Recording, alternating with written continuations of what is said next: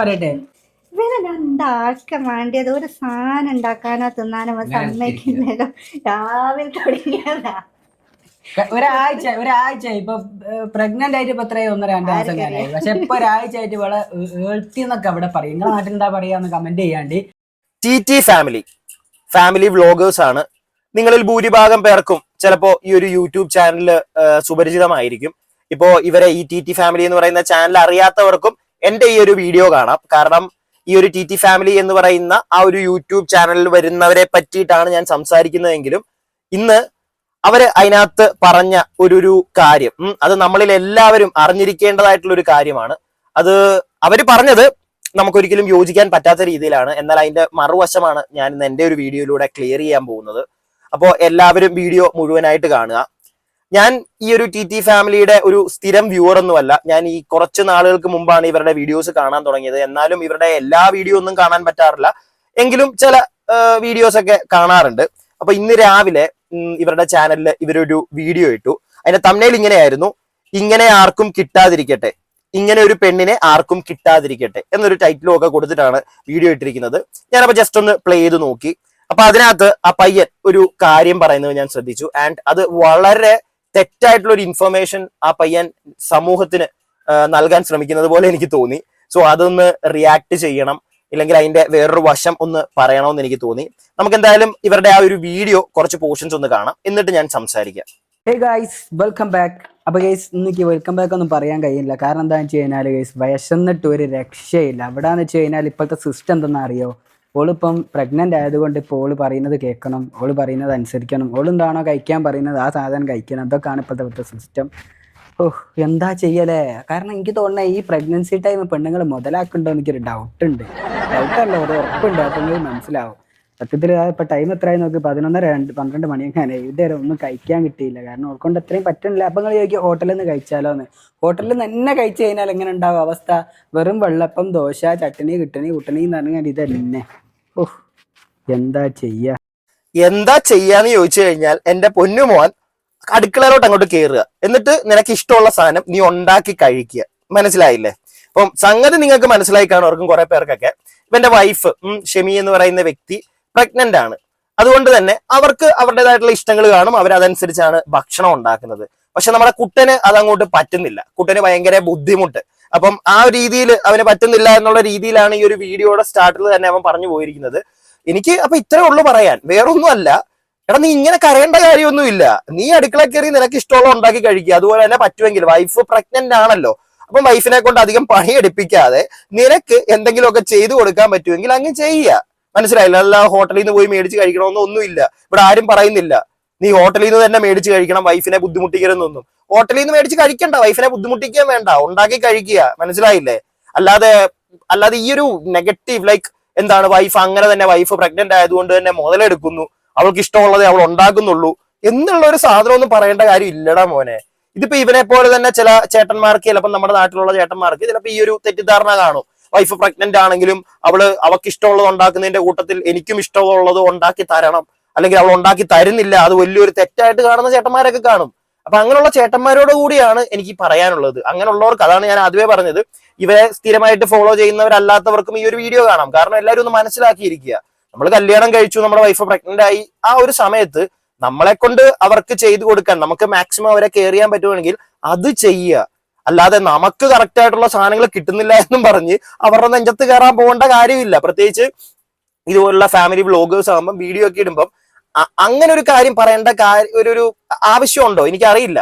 ഒരു തമാശ രീതിയിലാണ് ഇവനീ പറയുന്നതെങ്കിൽ പോലും അത് തമാശ രീതിയിലാണെന്നാണ് എനിക്ക് തോന്നുന്നത്. ഇനി സീരിയസ് ആയിട്ടാണോ ഇവനീ കിടന്ന് ഈ കാണിക്കുന്നത് നമുക്കറിയില്ല. എന്താണെങ്കിലും വോട്ടവോ തമാശ രീതിയിലാണെങ്കിൽ പോലും അതൊരു മിസ്ഇൻഫോർമേഷൻ ആണ്. ആൾക്കാരിലേക്ക് ഒരു തെറ്റായിട്ടുള്ള ഒരു ഇൻഫോർമേഷൻ ആണ് കൊടുക്കുന്നത്. അങ്ങനെ ചെയ്യാതിരിക്കുക. നമുക്ക് ഭാര്യയൊക്കെ ഉണ്ടെങ്കിൽ അവര് പ്രഗ്നന്റ് ആയിട്ടിരിക്കുമ്പം കെയർ ചെയ്യുക. അവർക്ക് ഇഷ്ടമുള്ളത് നമ്മളെ കൊണ്ട് ഉണ്ടാക്കി കൊടുക്കാൻ പറ്റുമെങ്കിൽ അത്രയും നല്ല കാര്യം. ഇനി അത് പറ്റുന്നില്ലെങ്കിൽ ഉണ്ടാക്കി കൊടുക്കണ്ട, അവർക്കുള്ളത് അവർക്ക് ഇഷ്ടമുള്ളത് അവർ ഉണ്ടാക്കട്ടെ. നമുക്കൊന്ന് അഡ്ജസ്റ്റ് ചെയ്തുകൂടെ? നമുക്കതൊന്ന് കഴിച്ചൊക്കെ ഒന്ന് അഡ്ജസ്റ്റ് ചെയ്യാടെ. ഇനി അതും പറ്റുന്നില്ലെങ്കിൽ ഭക്ഷണം ഉണ്ടാക്കാൻ അറിയില്ലെങ്കിൽ കണ്ട് ഉണ്ടാക്കി പഠിക്കുക. മനസ്സിലായില്ലേ?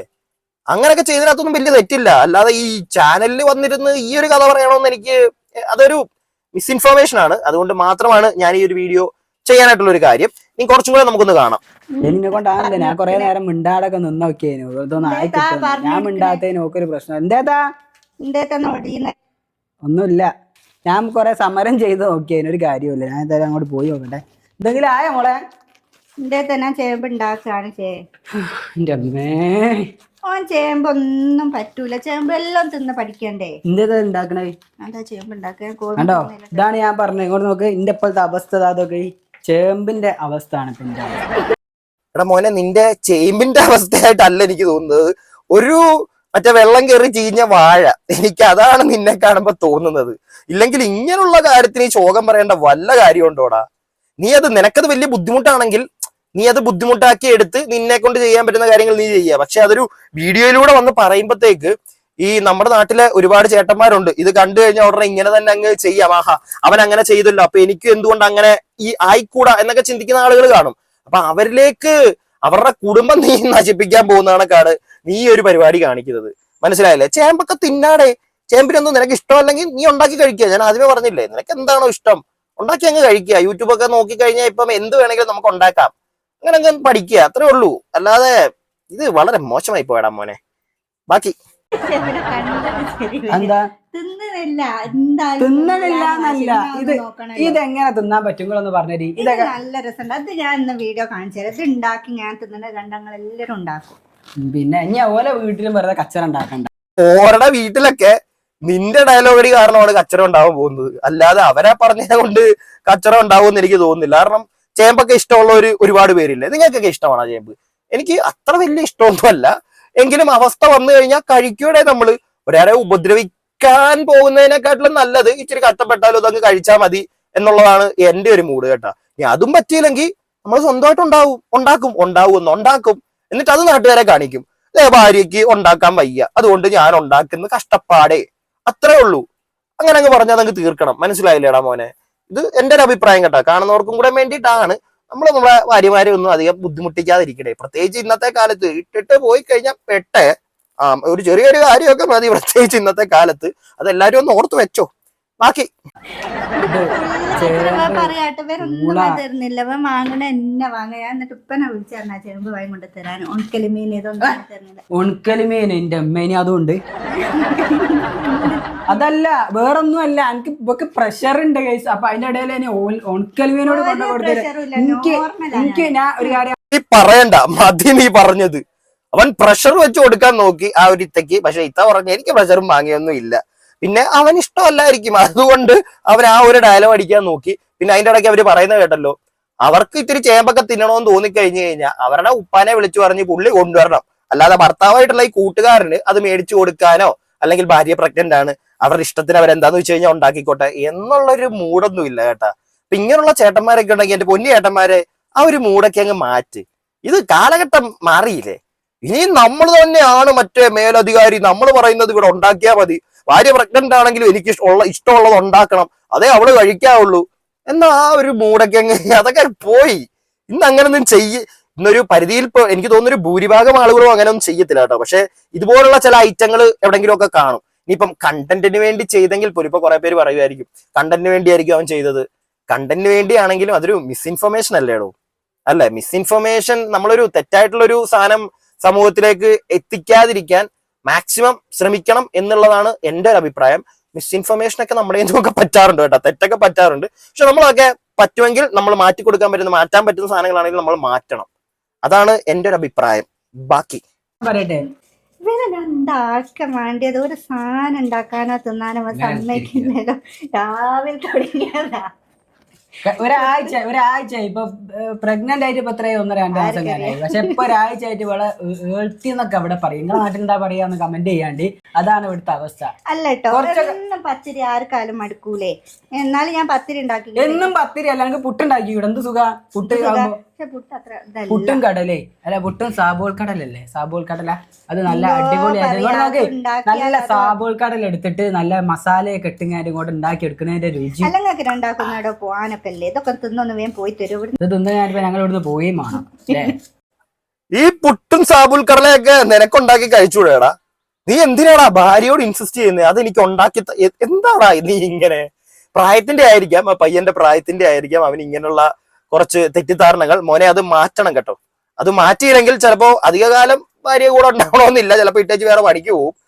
അതൊക്കെ തെറ്റായിട്ടില്ല. പിന്നെ ഇപ്പൊ കുറെ പേർക്ക് സംശയം തോന്നാം, നമ്മളെന്തിനാ മറ്റുള്ളവരുടെ ഒരു ജീവിതത്തിലേക്ക് ഇറങ്ങിച്ചെന്ന് കുത്തിക്കീഴുന്നതെന്നൊക്കെ.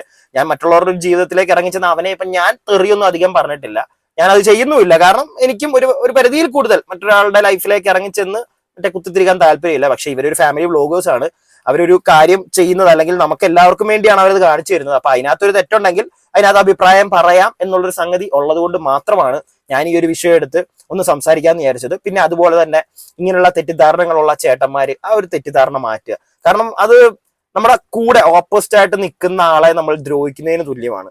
അങ്ങനൊന്നും ചെയ്യാതിരിക്കുക. അവർ പ്രത്യേകിച്ച് ഇതുപോലുള്ള അവർ പ്രഗ്നൻസി ക്യാരിയിങ് ഒക്കെ ആയിട്ടിരിക്കുന്ന സമയത്ത് അവരുടെ ഇഷ്ടത്തിന് വിടുക. അതാണ് നമ്മൾ അങ്ങനെയൊക്കെ ചെയ്യുമ്പോഴാണോ സത്യം പറഞ്ഞു കഴിഞ്ഞാൽ നമുക്കൊരു വില ഉണ്ടാവുന്നത്. എനിക്ക് അങ്ങനെയാ കേട്ടോ തോന്നിയിട്ടുള്ളത്. നമ്മൾ ഒരു പ്രോപ്പർ ആയിട്ടുള്ള ഒരു ആണാണ് എന്നൊക്കെ ചില ആൾക്കാർക്ക് പറയുന്നത് ഭയങ്കര ഇഷ്ടമാണല്ലോ. ഞാനൊരു ആണാണ്, അത് പറഞ്ഞുകൊണ്ട് നടക്കണം. അപ്പൊ അങ്ങനെയുള്ള ചേട്ടന്മാർക്കൊക്കെ ചേട്ടാ നമ്മൾ ഇങ്ങനെയുള്ള കാര്യങ്ങൾ ചെയ്യുമ്പോഴായിരിക്കും നമ്മൾ പ്രോപ്പറായിട്ട് നിങ്ങൾ ഈ പറയുന്ന കണക്ക് നമ്മൾ ഒരു അടിപൊളി ജെന്റിൽമാൻ ആയിട്ട് മാറുന്നത്. മനസ്സിലായില്ലേ? അല്ലാതെ അവരെ ഭജിക്കാൻ ചെല്ലുമ്പോഴോ അല്ലെങ്കിൽ അവരുടെ ഇഷ്ടത്തിന് അവരെന്തെങ്കിലുമൊക്കെ കാണിക്കുമ്പോഴത്തേക്ക് അതിനകത്ത് അവരുടെ ഇഷ്ടങ്ങൾ ചെയ്യുന്നതിനകത്ത് എന്തെങ്കിലും തെറ്റുകൾ ഉണ്ടെങ്കിൽ നമുക്ക് പറയാം.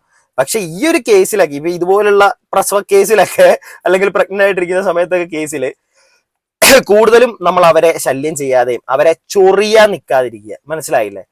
അവരുടെ ഇഷ്ടത്തിന് വിടുക ആ ഒരു സമയത്തൊക്കെ. കാരണം നമ്മൾ കാരണം ഉണ്ടായ ഒരു ജീവൻ അവരുടെ വയറ്റിലുണ്ട്. സോ അതിനും കൂടെ ഒരു കെയർ കൊടുത്ത് അവരുടെ ഇഷ്ടത്തിന് നമ്മളെ കൊണ്ട് മാക്സിമം അവർക്ക് എന്തെങ്കിലുമൊക്കെ ജോലി നമ്മളെ കൊണ്ട് ചെയ്തു കൊടുക്കാൻ പറ്റുമെങ്കിൽ അങ്ങനെ ചെയ്യുന്നതായിരിക്കും ഏറ്റവും വലിയൊരു കാര്യമെന്നാണ് എൻ്റെ ഒരു അഭിപ്രായം കേട്ടോ. ഇത് എൻ്റെ മാത്രം പേഴ്സണൽ അഭിപ്രായം. നിങ്ങളുടെ അഭിപ്രായങ്ങൾ എന്താണെങ്കിലും താഴെ കമന്റ് ബോക്സിൽ പറയുക. വീഡിയോ ഇഷ്ടപ്പെട്ടിട്ടുണ്ടെങ്കിൽ ലൈക്ക് ചെയ്യുക, സബ്സ്ക്രൈബ് ചെയ്യാതെ വീഡിയോ കാണുന്നവർ സബ്സ്ക്രൈബ് ഒക്കെ ചെയ്യുക.